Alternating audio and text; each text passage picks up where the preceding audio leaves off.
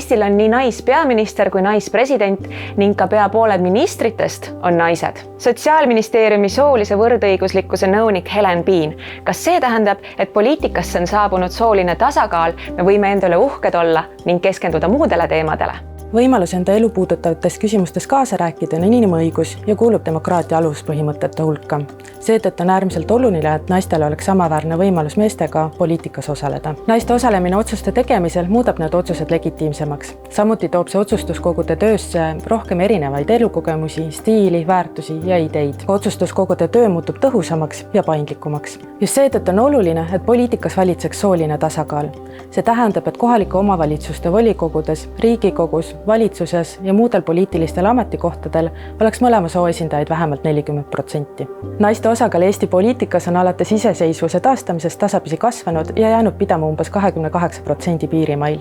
Just nii palju oli 2020. aastal naisi kohalike omavalitsuste volikogudes, Riigikogus ja Euroopa Parlamendi Eesti saadikute hulgas. Kuigi Eesti on täna ainus riik maailmas, kus nii president kui ka peaminister on naised poliitilistel juhtivatel ametikohtadel pigem harv ja juhuslik nähtus.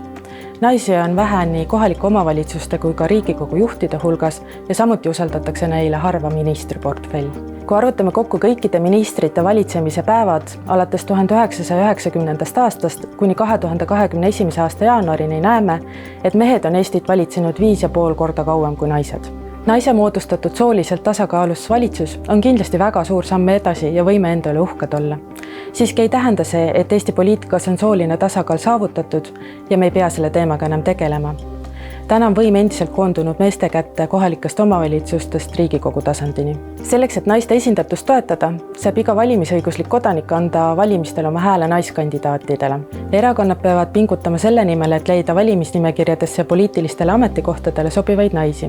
Ning ajakirjanike ülesanne on jälgida, et poliitikuid kajastades ei räägiks nad mitte nende välimusest ja pereelust, vaid räägiksid nende töödest ja tegemistest.